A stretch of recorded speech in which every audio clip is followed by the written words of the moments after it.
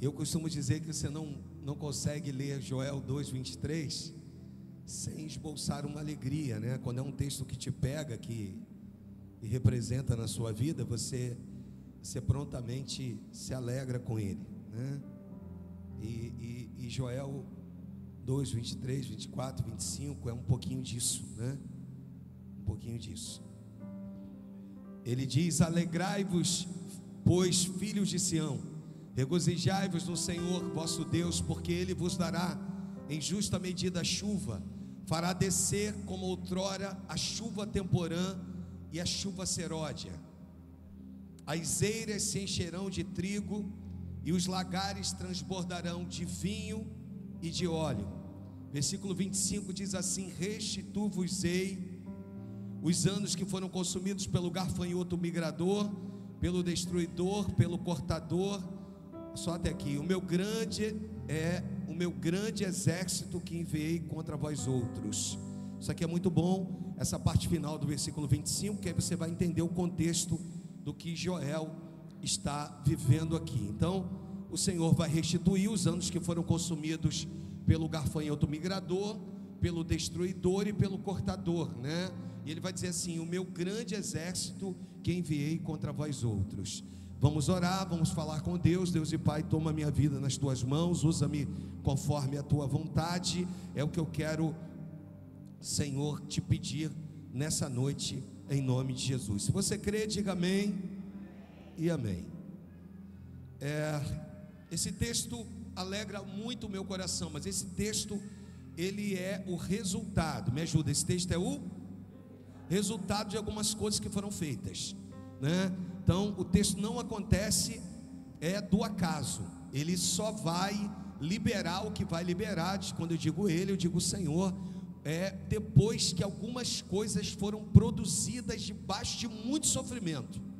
Então, existem algumas coisas que elas foram produzidas debaixo de muito sofrimento. Lembrando aqui que o cenário não é uma atuação do adversário. Então, não tem nada a ver com o diabo, não tem nada a ver com Satanás, mostrando que algumas aflições que a gente vive é decorrente da colheita, baseado no plantio. Então, plantou, vai colher. Me ajuda, plantou, vai, não tem jeito. Gálatas 6:7 vai nos ensinar isso. Não precisa colocar, mas Paulo aos Gálatas vai mostrar isso para a gente. Então, todo plantio há uma colheita, né? Se eu estou hoje reclamando da minha colheita, eu tenho que rever o meu plantio, né? Porque baseado no meu plantio eu colho, não tem jeito, né? Se plantou coisas boas, colhe coisas. Se plantou coisas ruins, desculpa. E aí tem um intervalo. Que intervalo é esse? É um intervalo que você começa a plantar coisas boas no lugar das coisas ruins, né? Que talvez você plantou, o que eu plantei, o que alguém plantou no decorrer de um período da trajetória da nossa vida. Mas eu vim hoje liberar para você uma palavra capaz de mudar a tua vida. De fato, eu vim liberar nesse início de 2025, eu vim dizer para você que Deus está trazendo palavra de conforto, palavra de esperança, palavras de mudança, palavras de transformação nesse tempo para as nossas vidas. Você crê nisso? Você recebe isso em nome de Jesus? E o texto diz assim, alegrai-vos, pois, filho de Sião, e regozijai-vos no Senhor, porque o vosso Deus vos dará em justa medida a chuva. Repita comigo, diga assim: a chuva. O texto está correlacionado ao que faltava naquele momento. Então aqui um caos é instaurado, e Joel, o profeta Joel, ele vai nascer no meio desse caos.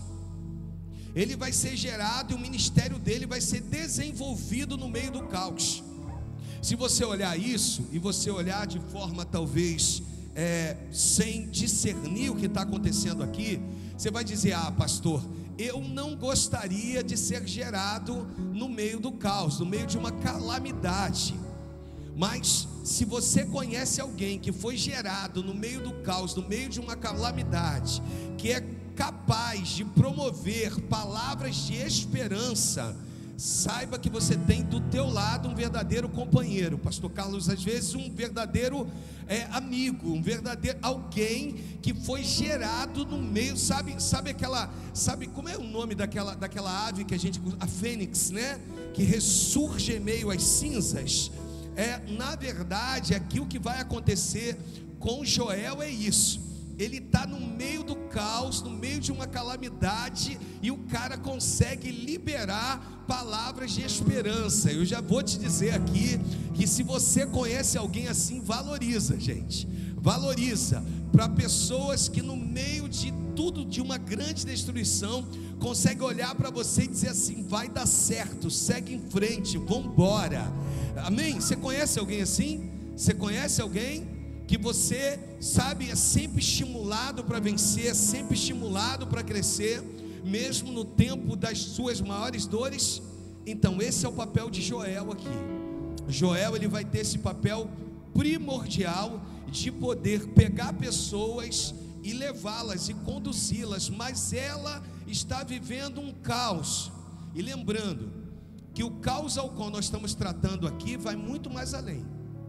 Por quê? Porque aqui não se trata de um juízo de homens. Aqui quem promove o juízo é o próprio Deus.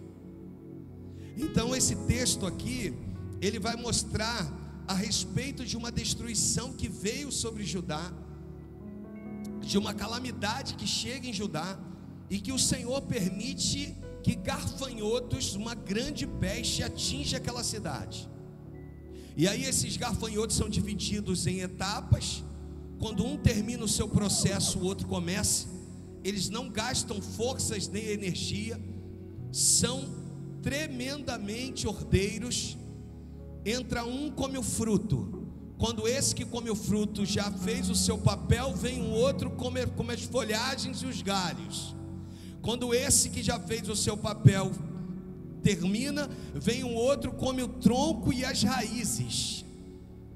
Então eu estou falando aqui de algo muito bem organizado e uma grande peste. Para você ter uma noção, se você olhar comigo o capítulo 1 e você ver no versículo de número 6 do capítulo 1, Joel vai entender que o que ele está vivendo aqui é semelhante a um ataque de leões. Isso é para você entender a grandeza do que estava acontecendo. O poder dos gafanhotos, a destruição deles, a devastação deles era tão grande, que ele vai comparar como um grande ataque de leões, ao ponto de devastar tudo que havia pela frente. E os gafanhotos, e uma vez que o povo vivia da agricultura, cria-se um caos tão grande, e com isso vem a fome, vem a falta de alimento, mas tudo isso desencadeado pelo próprio homem, quando ele resolve se afastar do Senhor.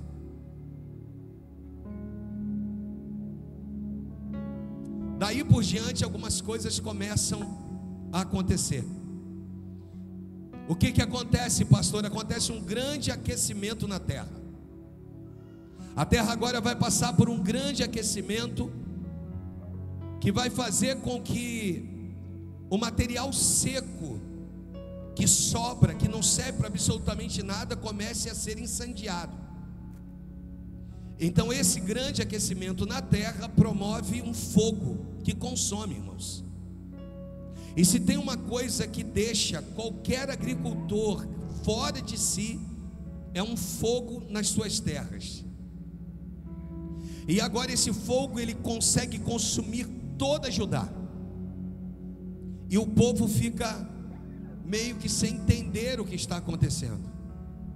Os sinais, eles são visíveis e notáveis, porque existe um Deus que trabalha baseado em sinais, que mostra para a gente que Ele, além de ter o controle absoluto de tudo, Ele é um Deus que vai dando sinais.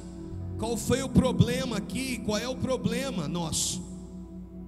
Vai tudo bem até um determinado momento, e o povo começa a se afastar de Deus. Quando o povo começa a se afastar de Deus, eles começam a fazer aquilo que bem quer, aquilo que satisfaz seu bel prazer. Tratando-se disso, aquilo que era para dar certo começa a dar errado. Agora, o que me vem à mente é como pode, diante de tanto progresso, fazendo parte de um Deus tão poderoso, como pode pessoas que eram para estar alinhadas se perderem? E como isso é tão comum entre nós. Nós olharmos e com isso conseguimos entender quando Salomão vai dizer que melhor é o final das coisas do que o princípio delas. E nós vamos ver que nesse texto, de um caos, de um ambiente completamente perdido, Joel vem para trazer uma palavra de esperança. Na palavra de esperança que ele traz, ele vai contradizer algumas coisas, ele vai mostrar que esse mesmo povo estava indo por um caminho errante, caminhando vacilante, e com isso ele vai trazer um conserto. Dentre um conserto, ele vai trazer algumas coisas que são primórdias, que quando eu tratar delas, você vai entender também que é muito comum que a gente perca na nossa caminhada. Dentre as coisas que ele vai trazer é a valorização daquilo que havia sido perdido, que é a oração. Ele vai entender, e se você ver no versículo de número 19 do capítulo 1, se a gente jogar na corrigida esse texto, ele vai virar e vai dizer assim: a ti, ó Senhor, clamo. Não era alguém que esperou o caos aparecer, a dificuldade aparecer para se voltar para a oração. Não era alguém fantasiado de Esaú, como eu preguei no domingo, que tem aspecto de crente, fala de crente, mas que não ora, que não tem uma vida de oração. Joel é alguém que tinha por costume orar, e por ter o costume de carregar consigo a oração, ele vê um caos tão grande. É interessante, porque para o povo via uma situação difícil, Joel viu o juízo de Deus. E o que me faz parar para pensar é porque Joel viu e o povo não viu. Porque algumas coisas só são despertadas no coração daquele que ora. Algumas coisas só serão reveladas para aquele que tem relacionamento com Deus. Se você não tiver relacionamento com Ele, Ele não vai te dar aquilo que você necessita. Se tem uma coisa que essa igreja tem buscado, é justamente o relacionamento com Deus.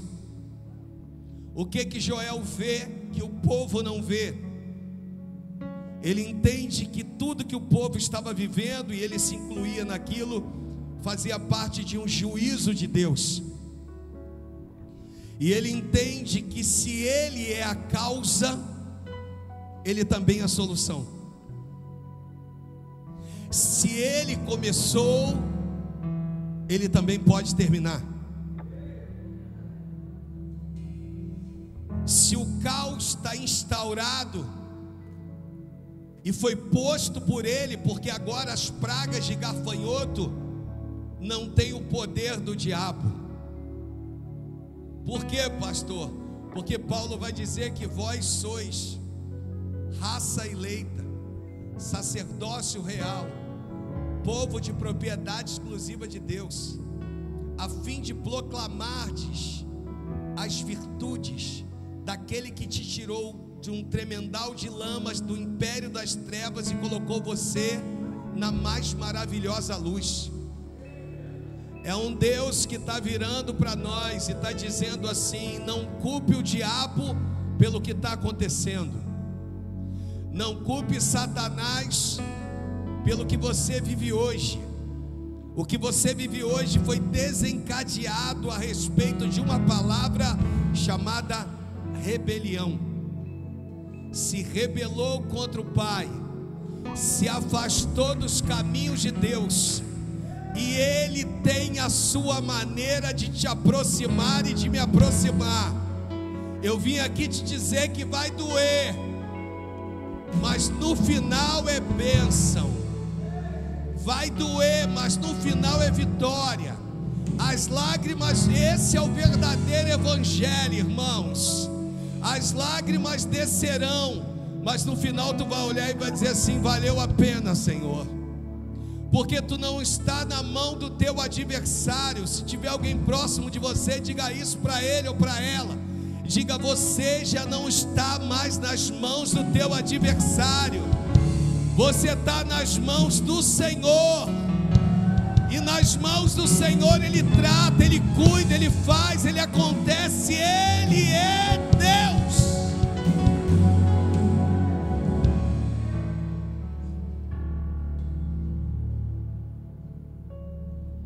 Ele sabia que por mais que a adversidade tivesse pairado, que houve uma seca ao ponto de promover uma queima, que agora a terra está queimando, e que alguns homens não estão entendendo o processo da queima da terra. Isso também é comum que aconteça entre nós. Ele começa a dizer: vocês não repararam nos animais? Versículo 18. No 18, eu vou voltar um versículo, ele vai dizer assim, ó: como geme o animal, as manadas de gado estão confusas, porque não tem pasto. Também os rebanhos de ovelhas estão perecendo. Aí o 20, pulo 20, vai para o 20, diz assim: também todos os animais do campo bramam por ti, a ti, perdão, porque as correntes de água se secaram e o fogo consumiu os pastos no deserto. Os animais estão fazendo, irracionais estão fazendo que aquilo que eu, racional, precisava fazer e talvez não tenham feito. Deus está chamando você e a mim para um tempo diferente. Não é sentir, é ser. Não é sentir um calafrio, não é vir um pregador aqui e falar para ti: eis que vos digo. Não é alguém que vai chegar aqui e talvez vai cantar um corinho e você vai se mexer no teu lugar. É alguém que é crente de verdade em Cristo Jesus. É alguém que reconhece quem Ele é. Ele faz o que Ele quer no tempo dEle, da maneira dEle, da forma dEle. E Ele só está aproximando o homem da criação. Mas está doendo, mas está te aproximando da criação. Mas está difícil de entender, tá? Irmãos, existem dores tão doídas. Eu já falei aqui a respeito dos 40 dias do jejum que Jesus vai fazer no deserto. E eu já ministrei numa aula aqui se isso é possível ao homem. 40 dias sem comer. E aí a gente fica se pensando, eu não sei qual foi o seu limite de jejum, irmãos, em dias. Mas passou do segundo dia, a coisa fica feia. E a pergunta é: o homem é capaz de fazer um jejum de 40 dias? A resposta está na Bíblia, porque Moisés vai jejuar 40 dias. Elias vai jejuar 40 dias, sobre o poder e a força de um pão e de um odre de água. Então o homem é capaz, o ser humano é capaz, e a pergunta é: mas e a fome? Olha para o pastor, deixa eu te contar algo. A fome está correlacionada ao momento que você vive. Se o momento for de caos, de devastação, de angústia, e que seja tão grande, a fome vai embora. As pessoas vão te oferecer o que comer e você não consegue comer. As pessoas vão te dar o melhor alimento na cozinha, está lá aquele cheiro daquele arrozinho sendo feito com alho, né? E você não vai conseguir ingerir. Por quê? Porque você está passando por um momento tão único, tão ímpar, que só você e Deus sabe. E esse momento que às vezes eu estou colocando aqui uma metáfora de 40 dias, que nessa metáfora não estou falando de 40 dias, estou falando de um período da tua vida, foi tão doído, mas no final de tudo isso, você viu que a diferença que nós temos de Elias no deserto jejuando 40 dias, para Jesus no deserto jejuando 40 dias, é que Elias foi por conta própria e Jesus foi levado pelo Espírito. A segunda diferença é que Elias vai precisar comer do pão e beber de uma água, que vai fazer com que ele caminhe durante todo esse período. E eu quero te dizer que não acontece o mesmo com Jesus, que só vai ser servido no capítulo 4 do Evangelho de Mateus, no versículo 11, no final pelos anjos. Então Deus está virando para você, está virando para mim, está virando para nós e diz: o meu exemplo é Jesus. Existem dias difíceis que você está enfrentando, não está entendendo nada, não sabe como é que vai ser, não sabe como é que serão os dias posteriores. Deus está dizendo para ti, para alguém, para mim, para nós: eu ainda estou no controle da tua vida. Não foi o adversário que te tocou, não foi o adversário que tocou em você. Eu estou no controle da tua vida. Ele manda dizer: eu não perdi o controle, eu continuo Deus, eu continuo Deus, eu continuo seu. Você entendeu isso? Dá uma salva de palmas para Jesus.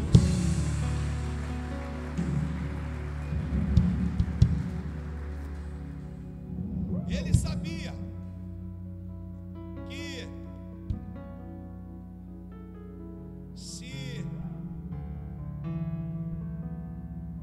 se ele priorizasse a oração, aí ele entra no capítulo 2. Quando ele vai ao versículo 13, isso mexe comigo. Porque no capítulo 2, no versículo 13, ele vira e diz assim: já não nos cabe mais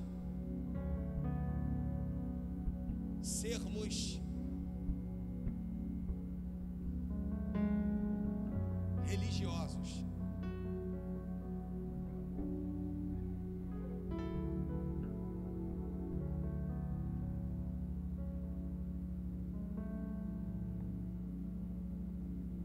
Antes você até pregava sem unção, antes você até cantava sem unção, antes você até tocava sem unção, antes você até usava uniforme sem unção. Mas o que ele está requerendo é que eu deixe de rasgar as minhas vestes. Rasgar as vestes é ser visto por outras pessoas. O que eu preciso fazer é rasgar o meu coração. Eu tive um pastor, e tenho, porque ele ainda não morreu, está bem vivo, graças a Deus. Eu já contei que quando eu era obreiro, sentado assistindo ele pregar, ele falava uma frase. A frase era: eu queria poder rasgar a minha alma para que você entendesse o que eu estou pregando. E eu ficava olhando esse homem pregar e eu dizia assim: Senhor. Até que chega o dia que a gente está ministrando e eu viro para ti e digo assim: eu queria hoje poder rasgar a minha alma, para que você entendesse que ele está virando e está dizendo assim: se nós voltarmos aos primórdios, se o povo se voltar para a oração sincera, se o povo deixar de rasgar as vestes e passar a rasgar o coração, se o povo de verdade se converter ao Senhor, porque Ele é misericordioso e compassivo e tardio em irar-se e grande em benignidade e se arrepende do mal. Se o povo entender isso aqui, se nós entendermos que produzimos coisas que geraram a colheita daquilo que eu vivo hoje. Contudo, de que existe um Deus que fez com que a colheita fosse de forma natural oferecida àquele que plantou. Também é o mesmo Deus da misericórdia, que é compassivo, que é tardio em irar-se, que é grande em benignidade e que se arrepende do mal. Deus está virando para nós, igreja de Cristo na terra. Para você que está me assistindo em casa, diz que se você se voltar, se você priorizar a oração, se você priorizar o que é ter uma vida de oração, se você entender que você não pode experimentar de tudo nessa terra, para no final repetir uma frase que eu anotei aqui, só nos resta orar. Já reparou que é muito comum um ser humano que no final de várias tentativas frustrantes, você vê isso na mulher do fluxo de sangue.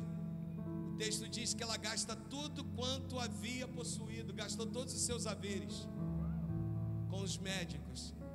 Quando não teve mais solução, ela ouve falar num, e ela disse: eu apenas lhe tocar as vestes.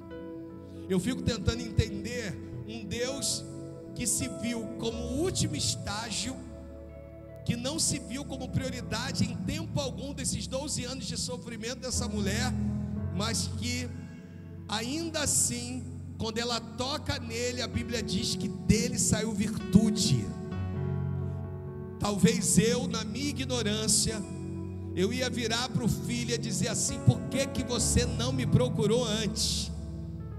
Por que que você não veio até a mim antes? Por que que você esperou o caos se levantar desse jeito, dessa forma, para agora dizer: agora só nos resta orar? Mas eu vim te dizer que existe um Deus que conhece o teu coração, conhece o meu, um Deus que trabalha, um Deus, deixa eu repetir, que está no controle de todas as coisas, um Deus que está virando para você, para mim, para nós, está dizendo: esse é o tempo, porque se eu promovesse o que eu promovi, se eu permitisse o que eu permiti, talvez outrora você não aprenderia da forma que você aprendeu, porque agora chegou a maturidade, com a maturidade vai chegar a mudança, com a mudança vai chegar a transformação, e a partir da transformação, vidas serão impactadas com o teu testemunho. Então Deus está olhando para nós e está dizendo assim: ei, não é tarde para voltar para os primórdios do Evangelho, leitura da palavra e oração e leitura da palavra, porque todas as vezes que você larga, deixa de lado a oração, você deixa de lado o relacionamento com Deus, porque a oração tem 2 estágios. Qual é o primeiro estágio? É o estágio do relacionamento, ela te relaciona. Não é um monólogo, irmãos, é um diálogo. Ainda que só você esteja falando, mas quando você se calar, o céu se manifestará. Quando você entender isso, as coisas andarão muito mais fáceis para a tua vida. Segunda coisa, dependência. Todas as vezes que você deixa de orar, é o mesmo de dizer: só está acontecendo porque eu tenho capacidade pela força do meu braço, eu não dependo de ti para absolutamente nada. Todas as vezes que você deixa de orar, você deixa de se relacionar, e você está dizendo que você é autossuficiente. Mas eu vim aqui te dizer que não é pela força do teu braço, não é pela tua capacidade, não é por quem você é, e nem pelo grau de instrução que você tem, é por Ele. É lindo quando a igreja levanta a mão e diz assim: Deus, eu sou totalmente dependente de Ti, a minha casa é totalmente dependente de Ti, ei, meus filhos são totalmente dependentes de Ti.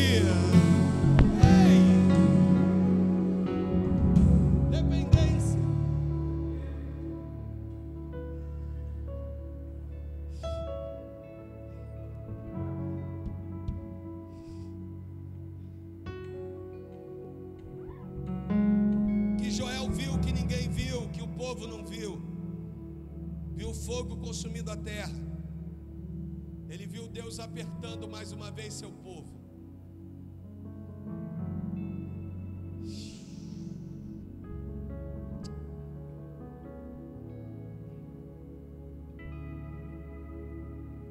Talvez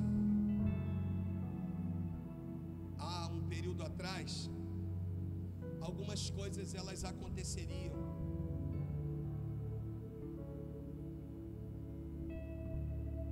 baseado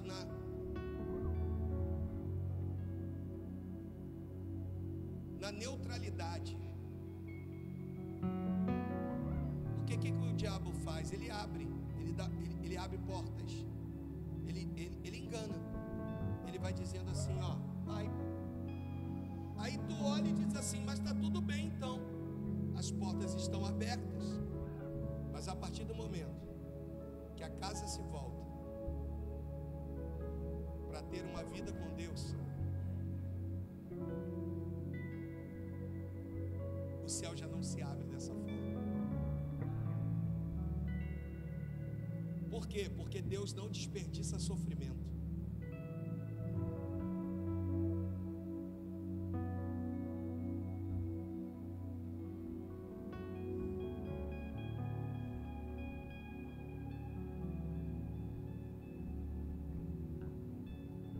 O que é isso, pastor? Não há mais tempo de plantar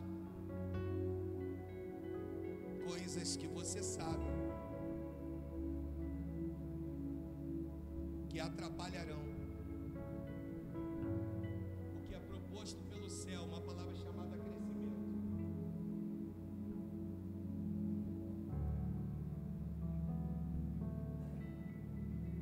O que é isso, pastor? Ou é ou não é.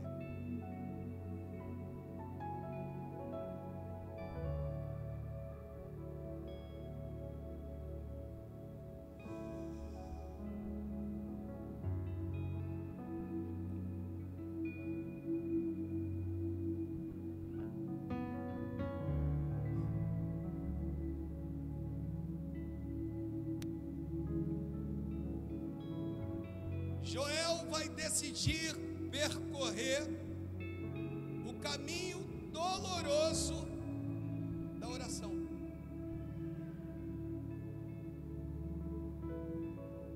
Ele vê que através da oração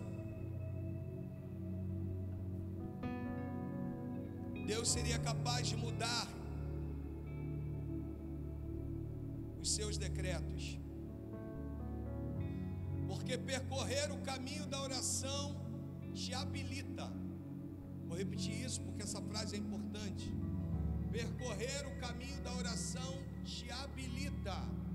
Deixa eu falar para alguém que está em casa. Percorrer o caminho da oração te habilita a pisar em lugares nunca pisados antes, e a vencer batalhas nunca vencidas antes, e a estar em níveis espirituais nunca estado antes. A oração, ela traz uma habilitação que dá ao homem, ao ser humano, a condição de entrar em lugares que outrora eram lugares completamente comprometidos e envolvidos com o inferno, sem que haja nenhum dano. A oração, uma vida com Deus e um relacionamento na palavra vai te fazer entrar nesses lugares de forma tão firme, tão poderosa, destruindo e desalojando todas as obras do inferno. Você chega e o diabo vai embora. Você chega e o diabo tem que partir. Você chega e a falta de esperança vai embora. Você chega e aonde a terra era seca, ela passa a ser fecunda. Você chega e aonde não tinha água, vira um manancial. Por quê? É por sua causa? Não, é pelo nome daquele que você carrega. E aí Deus olha para nós e diz: por esse motivo eu opero milagres. Você entendeu isso?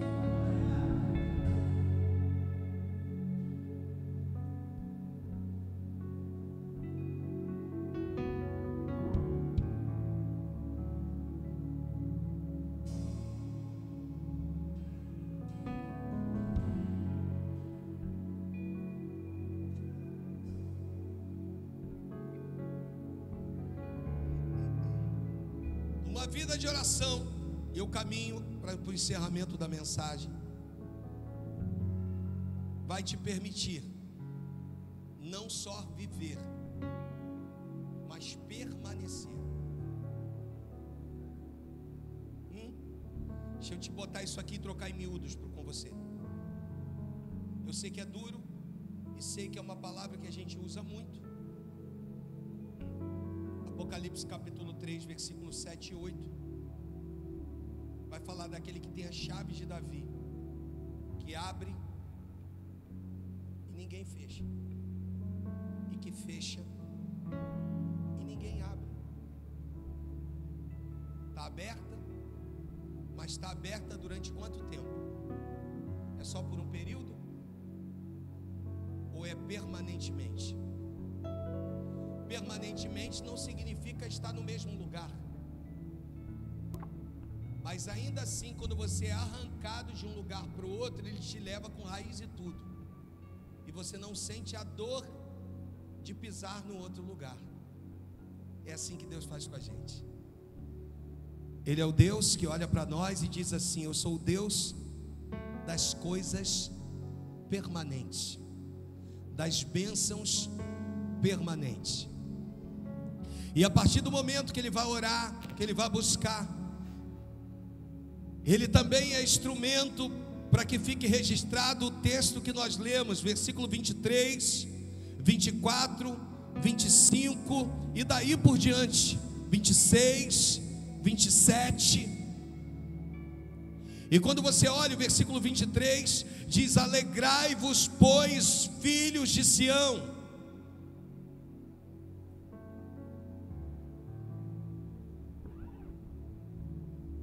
Porque o vosso Deus vos dará a justa medida.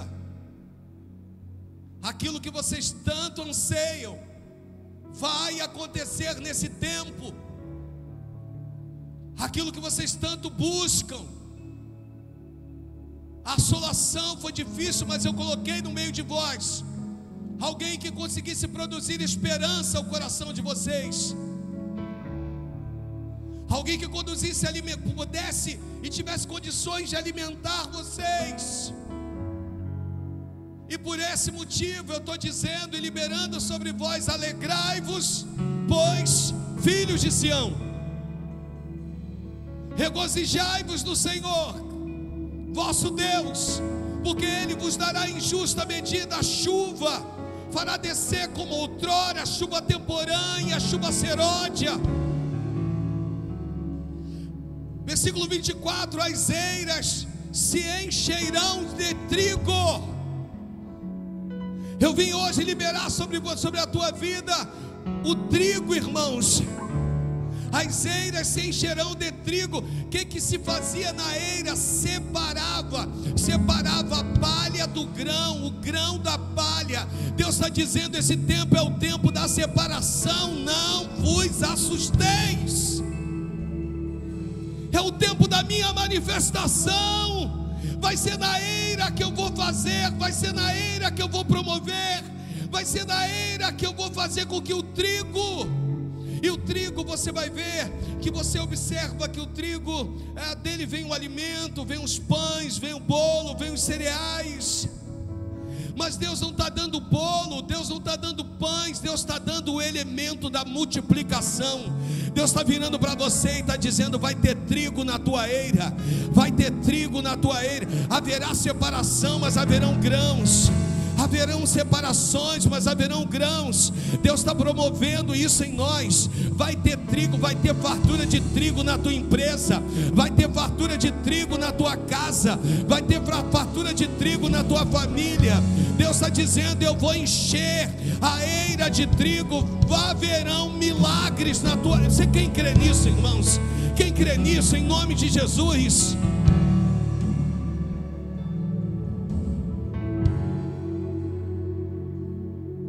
Se as eiras era um ambiente na terra em que havia separação da palha para o grão, nós vamos olhar que quando o texto diz: e os lagares, Irmãos, os lagares, esse lugar já é um lugar diferente. O lagar é um lugar onde várias pessoas trabalhavam juntas. Se na eira não é possível manter a palha e o grão, no lagar é onde todos vão estar trabalhando num só consenso, num só objetivo. O lagar era um dos lugares onde se pisava a uva, todos de forma consciente de que o objetivo era extrair o mais profundo do fruto. E a partir desse momento, no lagar, a gente começa a aprender algumas coisas. Por quê? Porque o Senhor fala de vinho. Eu vou fazer transbordar o vinho. Eu vou fazer com que o que não existia passe a existir. Senão nós vamos ficar aqui, irmãos, marcando toca dentro de igreja, perdendo os nossos dias nesse ambiente que não transforma ninguém, não muda ninguém. Você está entendendo? Deus está dizendo: falta alegria, eu sei que falta e eu vou te dar alegria. Falta felicidade, eu sei que falta e eu vou te dar o que falta.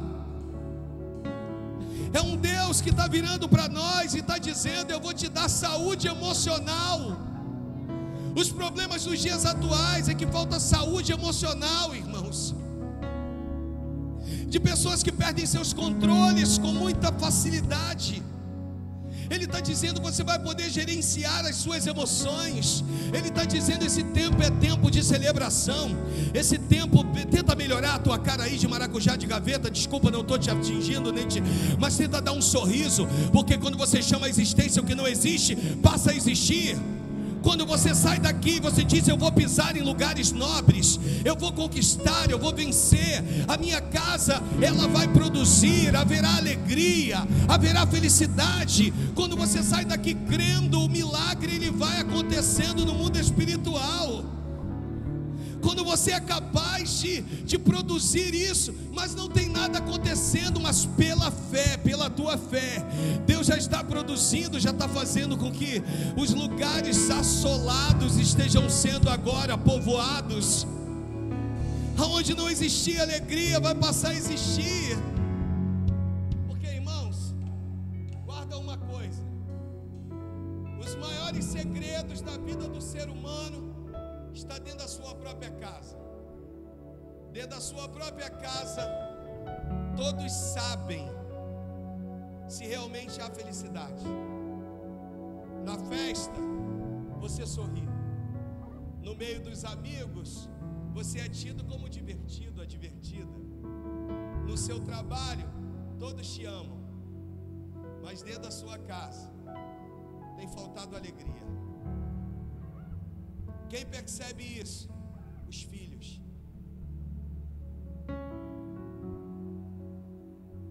Quem é íntimo. E o texto, ele mostra que os lagares transbordarão. Não é uma porçãozinha, não é uma alegriazinha, não é um momentozinho. Vai transbordar. É maior.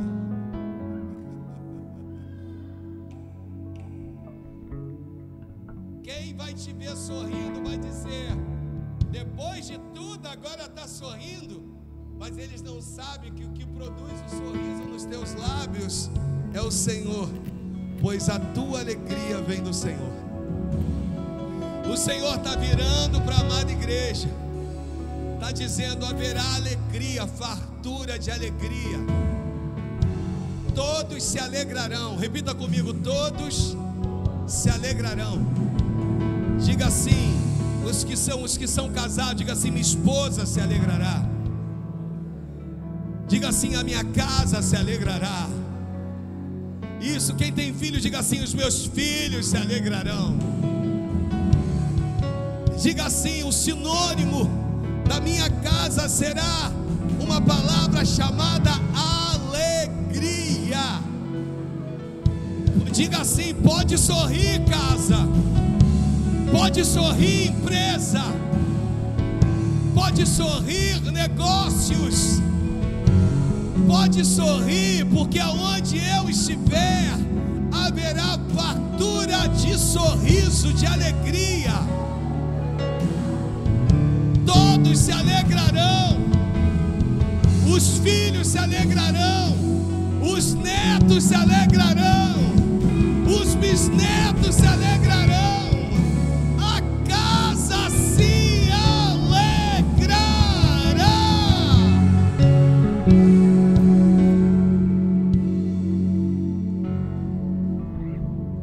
Então tem trigo para a tua casa, tem vinho para a tua casa,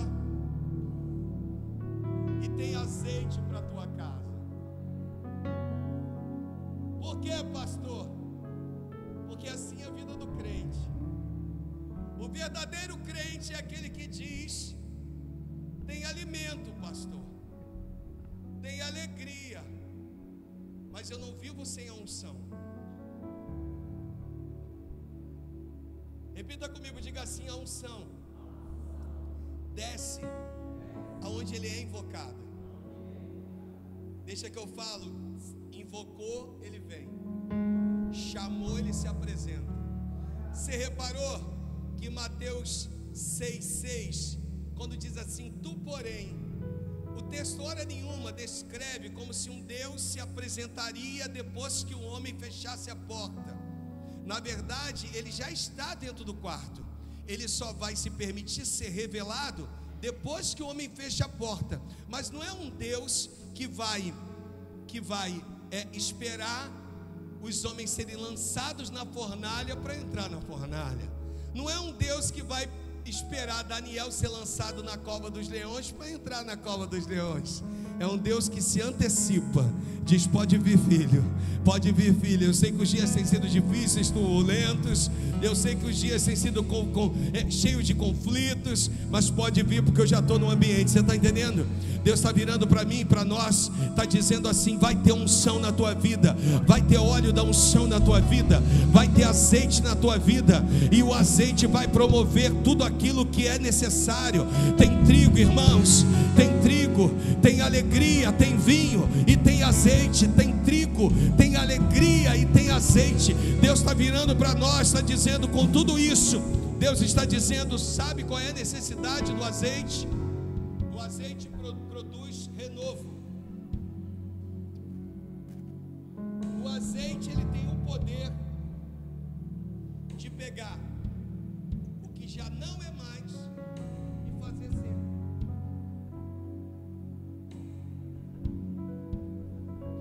Porque quem é que vai se opor quando desce o azeite do céu? Fala. O azeite, ele tem uma coisa, ele é dado por porções. Estou terminando agora.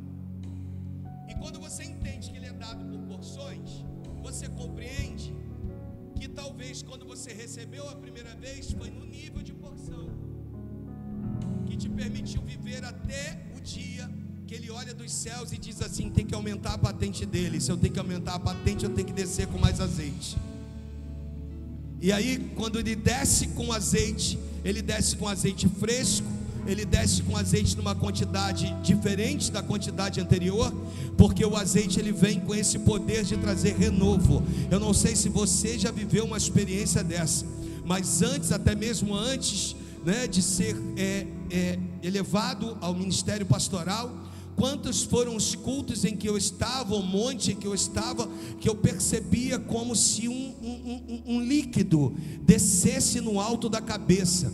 Você está lá orando, está lá buscando, daqui a pouco você sente, você chega a botar a mão, sabe? Por quê? Porque isso mostra que quando Deus, ele chama Davi, Davi só vai se tornar rei anos depois, mas o azeite desce antecipadamente. Eu vim falar com pessoas aqui, que o Senhor hoje está dizendo: entende por que eu preciso descer o azeite agora? Para te preparar para coisas que virão. O azeite é a capacitação. Você até matou leão e urso sem azeite, pela força do seu braço, porque você é forte e você é valente. Mas eu quero te dizer que Golias não tem como ser vencido sem azeite. Deus está dizendo que leão e urso, ele não é público. Leão e urso é secreto, é o que Deus faz na tua vida que ninguém vê. Você vai contar e vão achar que é mentira, mas Golias é público. Agora Deus precisa descer com uma quantidade de azeite no alto da tua cabeça, para te capacitar a matar todos os gigantes que virão, todos os opositores que virão, e que você permaneça na linha de frente. Como você está entendendo, diga amém. Deus hoje está dizendo para você assim, eu encerro agora, que tem trigo para você, diga amém. Tem vinho para tua casa, diga amém. Tem azeite para tua empresa, diga amém. Diga em nome de Jesus, diga assim: eu recebo, pelo poder do nome de Jesus, essas unções. Eu recebo, diga, eu recebo o vinho. Diga isso, diga com fé, diga com ousadia. Diga: eu recebo o trigo, eu recebo o azeite, em nome de Jesus. E se você crer, ofereça o melhor de suas palmas a Jesus.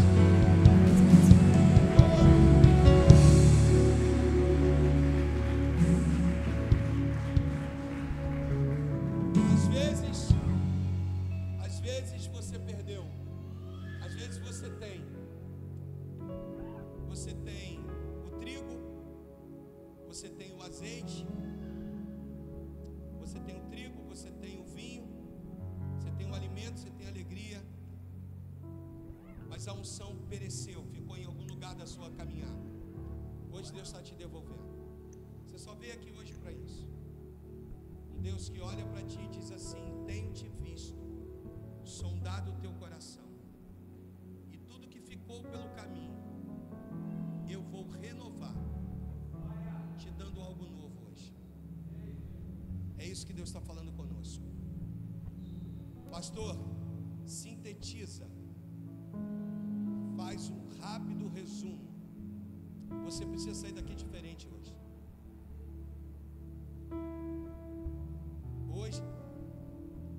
Irmãos, hoje e para sempre.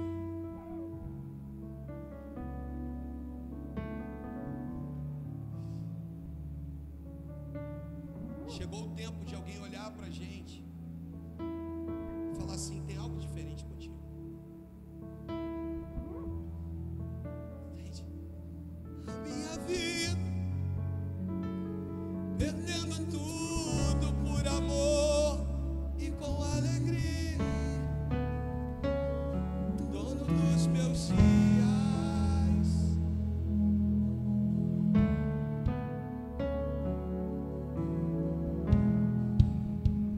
Isso é vida com Cristo. É sair daqui dizendo: Senhor. É sair daqui exteriorizando uma alegria no semblante. Senão, irmãos, seremos passivos de palavras e palavras e palavras e palavras. Domingo agora a gente começa uma conferência, domingo, segunda e terça. Já abre virão 3 pregadores diferentes, mas já abre essa conferência pastor Wellington. Pastor Wellington pregou aqui um domingo do mês de novembro e dispensa comentários. No final foi capaz de contar um testemunho que eu não sei quem seria capaz de contar da forma que ele contou, um testemunho da vida pessoal. Essa conferência tem por nome Filhos Maduros. Eu não sei qual é o número de pessoas que vão estar conosco, de verdade. Mas uma coisa eu sei: Deus vai produzir em nós um nível de santidade que vai ser capaz de nos fazer suportar com alegria, de olharmos e ninguém entender nada. Como pode, com tudo isso que ele passa, que ela passa, ela conseguir sorrir? Deus vai colocar um sorriso nos teus lábios, nunca tido antes, nunca vivido antes, aonde circunstâncias não serão capazes de descrever a grandeza do que Deus vai semear aí dentro de você. Tem trigo, tem vinho e tem azeite. É chegarmos amanhã nos nossos trabalhos, os que os possuem, pisar no ambiente. Esses dias o pastor Mauro fez isso, botou lá: vamos lá pessoal, vamos bater a meta, não foi isso? Pastor Carlos, como gerente também numa oficina de uma autorizada, também tem meta para bater. Você na tua empresa tem meta para bater. Você no seu trabalho tem meta para bater. Que nós possamos colocar, Rogéria, diante de Deus, quais são as metas. Senhor, minha meta é vender tantos apartamentos. Vai para o atendimento sorrindo, ainda que seja por telefone, porque você crê no Deus ao qual você serve. Você vai, Alessandra, mas a minha profissão, a tua profissão é extremamente importante para os dias atuais, querida. Você cuida da estética de mulheres, assim como Patrícia. Importantíssimo para os dias atuais, é você que cuida da pastora, das pastoras. Então o que Deus está falando conosco é justamente isso, é pisar naquele ambiente. Ah, mas está havendo mudanças, modificações, e daí? Maior é aquele que está contigo do que aquele que está neles. Maior é a unção que você carrega. Chegou o dia dos carregadores de unção começarem a andar, começarem a pisar em ambientes, sabe, os carregadores de unção. Por isso é que Deus fez você, Douglas, diferente, querido. É isso, você entendeu? Porque carregadores de unção é isso, Guilherme. Guilherme está muito próximo de uma primeira etapa da vida dele. Vai dar o primeiro passo. Passou numa prova importante das Forças Armadas, já está aí na fasezinha final. E já está se preparando já para ir para uma viagem. É só o primeiro passo. Mas Deus só abre portas para a vida daqueles que Ele entende que não vão desprezá-lo na caminhada. Não despreze o Senhor na tua caminhada. Deixa eu liberar. Tem trigo, tem alimento, tem alegria e tem azeite. Azeite da unção. Não vai faltar azeite na tua casa. Não vai. Mauro, pastor, e aí eu quero dar uma ordem à minha casa agora. No momento em que vocês me encontrarem debilitados, vocês vão segurar na mão, porque eu sou um ser humano, e vão dizer: aqui em casa tem trigo, tem vinho e tem azeite.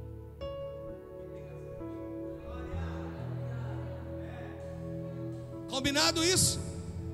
Combinado isso?